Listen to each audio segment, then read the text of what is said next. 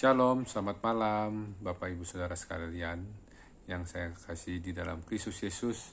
Pada malam hari ini kita akan melanjutkan kualifikasi untuk hidup di Bukit Sion. Ya, kemarin kita sudah membahas kualifikasi. Yang pertama, kita harus hidup dengan tulus dan benar. Ya, jadi kita harus hidup dengan tulus dan benar. Ya, jadi kita harus ada kualifikasi yang lain ya. Mari kita satu dalam doa sebelum kita memulai ya. Allah Bapa yang bertata di kerajaan surga, Allah Bapa di dalam nama Tuhan Yesus Kristus, kami syukur Tuhan, Kau sungguh teramat baik dalam hidup aku dan keluarga-keluarga yang ada menyaksikan program ini. Kau berkati keluarga mereka semua, Kau berkati keluarga aku bersama istri anak-anak kami. Kau berkati dalam berkat keselamatan.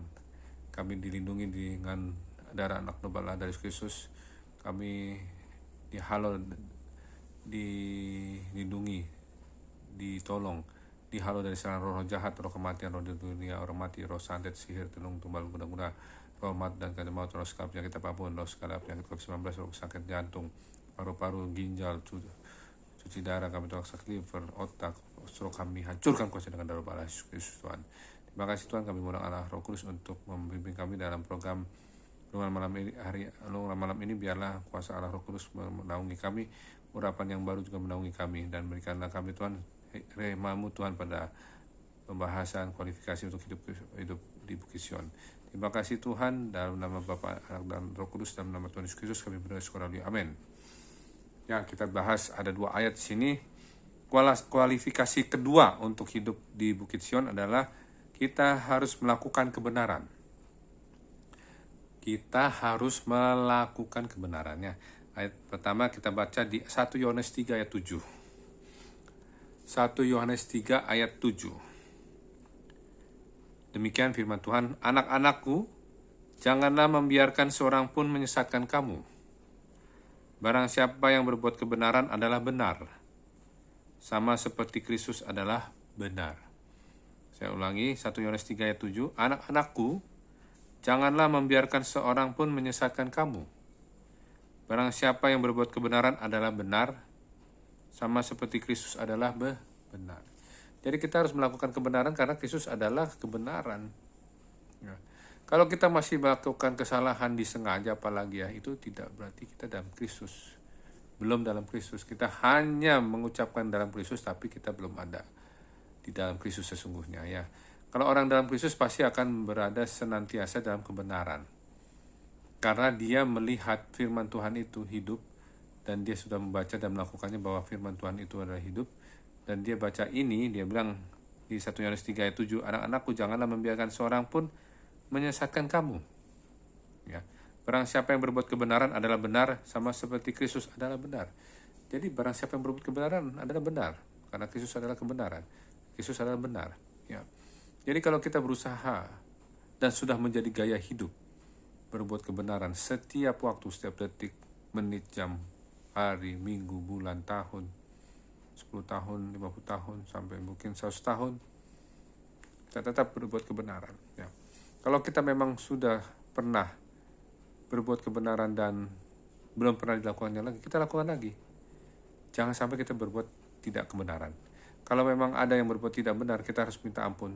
1 Yohanes 1 ayat 9, jika kita mengaku dosa kita, Ia adalah setia dan adil yang akan mengampuni segala dosa kita dan mencucikan kita dari segala kejahatan. Artinya kita mengakui dosa kita, Tuhan Yesus adalah setia dan adil. Dia akan mengampuni segala dosa kita dan mencucikan kita dari segala kejahatan. Itu janji firman Tuhan, 1 Yohanes 1 ayat 9. 1 Yohanes 1 ayat 9. Ya, jadi kita harus melakukan kebenaran. Itu wajib, seperti Kristus adalah benar. Ya. Ayat kedua, kita baca lagi ya. Ayat kedua di Mazmur 106 ayat 3. Mazmur 106 ayat 3. Demikian firman Tuhan. Berbahagialah orang-orang yang berpegang pada hukum, yang melakukan keadilan di segala waktu. Nah, itu dia. Berbahagialah orang-orang yang berpegang pada hukum, yang melakukan keadilan di segala waktu. Jadi sudah berpegang pada hukum dan melakukan keadilan di segala waktu lagi. Berbahagia. Karena pada dasar hukum membuat kita tertib, ya, teratur, damai, ya. Apalagi hukum Kristus itu benar-benar penuh kuasa, itu yang lebih unggulan, ya. Dan dia mendatangkan mujizat, ya, keajaiban. Maka dari itu kita harus berpegang pada hukum. Kita di Bukit Sion tuh hukum. Kenapa hukum?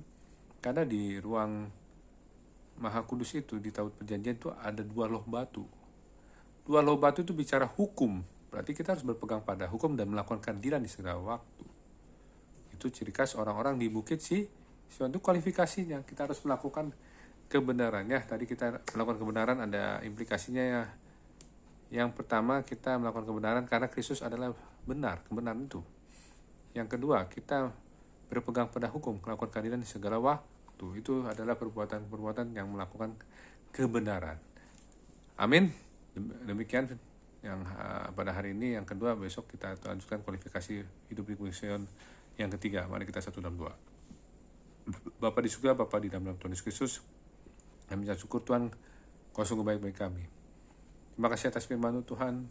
Kami mau, ya Tuhan, mempunyai kualifikasi Bukit Sion hidup dalam kebenaran. Karena Engkau adalah kebenaran, kami mau hidup dalam kebenaran. Tuhan Yesus, tolonglah kami Tuhan untuk kami hidup dalam kebenaran, bukan kehendak kami, tapi kehendak Bapa di surga. Terima kasih Tuhan. Kami berdoa juga Tuhan di Mazmur tadi Tuhan. Kami bersyukur Tuhan, kami mau berpegang pada hukum. Kami mau melakukan keadilan segala waktu, karena di dalam ruang Maha Kudus, Tabut Perjanjian, ada 2 loh batu, dan itu bisa hukum-hukum Tuhan, perintah Tuhan. Dan kami menjadi pelaku firman Tuhan, pelaku hukum Tuhan. Terima kasih Tuhan, berkati setiap Bapak Ibu pemirsa yang menyaksikan program ini. Kuasa Roh Kudus memberikan urapan yang bagus, rema yang baru, dan urapan yang baru kepada hamba-Mu juga. Terima kasih Tuhan, serta dalam jalan untuk mereka besok pagi dalam kerja, juga hamba-Mu jam kerja, diproteksi dari anak Bala Yesus Kristus Tuhan. Dan juga bimbing kami dalam tidur malam ini, pimpin kami ya Roh Kudus, berikan tidur nyenyak, bangunkan besok pagi jam 4, jam 5 untuk dapat saat teduh. Kami mohon Roh Kudus menguasai alam sadar bawah sadar kami dalam tidur. Roh jahat, roh kematian mendadak, santet, sihir, tenung, tumbal, guna, roh kematian, roh dunia mati, roh santet, sihir, tenung, tumbal, guna, roh maut dan jamat, mereka jual roh maut, sekarang roh penyakit apapun, kuasa gelap, roh sekarang penyakit apapun, kuasa gelap, roh penyakit COVID-19, dipatang kuasai darah anak Tuhan Yesus Kristus, dipatahkan kuasai darah Allah Yesus Kristus, dipatahkan kuasai darah Yesus Kristus. Terima kasih Tuhan, segala puji hormat syukur bagi-Mu dalam nama Tuhan Yesus kami berdoa. Amin. Demikianlah pada malam ini. Sampai jumpa besok. Tuhan Yesus memberkati. Shalom.